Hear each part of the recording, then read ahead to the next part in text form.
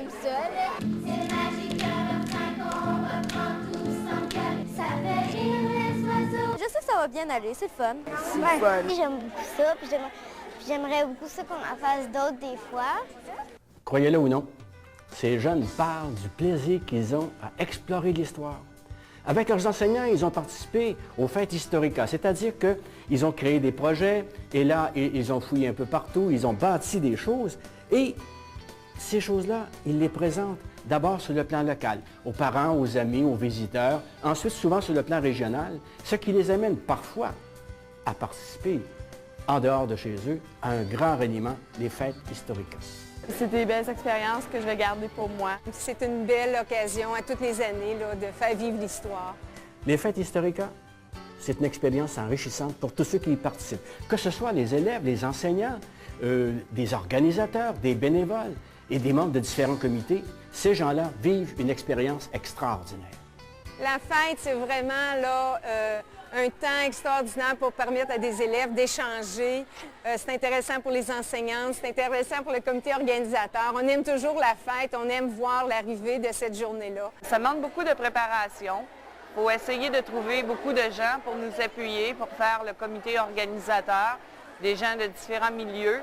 On essaie toujours aussi d'aller chercher des gens qui participaient comme élèves, les anciens, parce qu'ils ont l'expérience d'avoir vécu ça.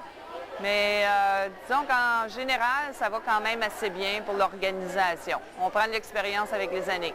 On espère que les étudiants vont faire le lien avec nos ressources locales, par exemple nos musées, les archives, les sociétés de généalogie, etc.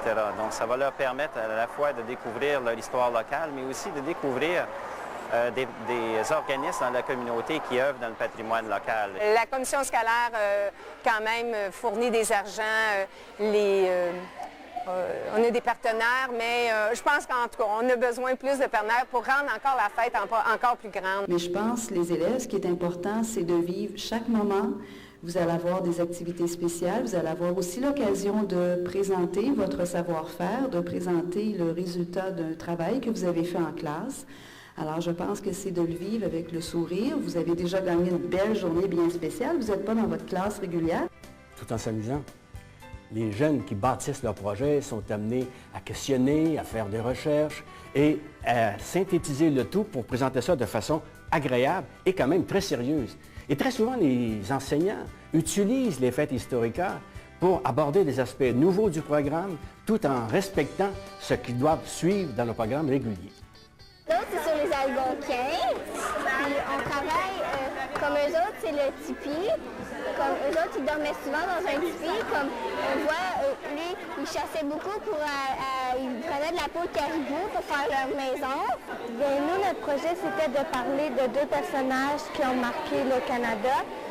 Louis-Joseph Papineau Et William Lyon Mackenzie King. C'est sur la Confédération.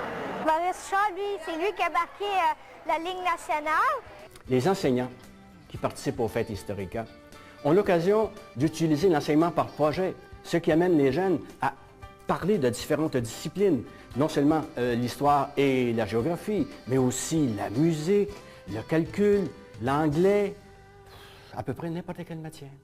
C'est extraordinaire, vraiment, pour les enfants, j'ai trouvé ça. C'est dans leur milieu, c'est leurs amis qui participent. Dans le cadre de la fête du patrimoine, les enseignants doivent amener les élèves à présenter des projets, mais c'est déjà des projets que les enseignantes aiment faire avec les élèves. Les enseignantes aiment voir les élèves préparer ces projets-là et de toute façon, c'est dans le programme de permettre aux enfants d'être créatifs.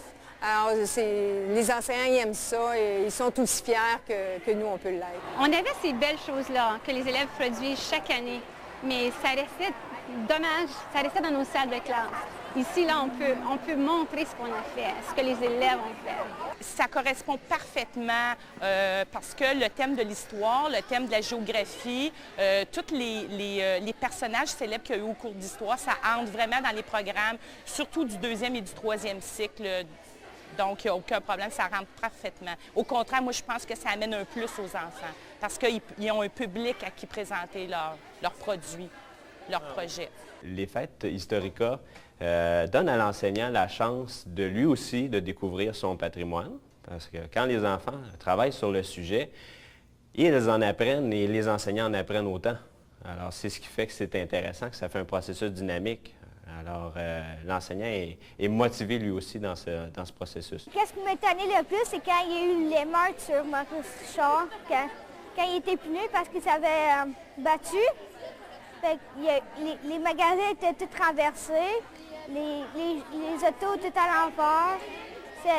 C'est toute une chose. Les fêtes Historica, c'est l'occasion idéale pour les jeunes de présenter le passé, peut-être leur passé, et d'utiliser aussi le média qui les séduise le plus, que ce soit le dessin, le bricolage, la musique et même l'informatique. Je vous invite donc à participer aux fêtes Historica. C'est une expérience inoubliable, aussi bien pour les enseignants que pour les jeunes. C'est un moment de vie que ni l'un ni l'autre n'oubliera. Pour en savoir plus, visitez notre site web ou encore utilisez le numéro de téléphone qui apparaît actuellement à l'écran. Et à ce moment-là, vous connaîtrez vraiment ce que sont les fêtes Historica et je suis sûr que ça va vous convaincre d'y participer.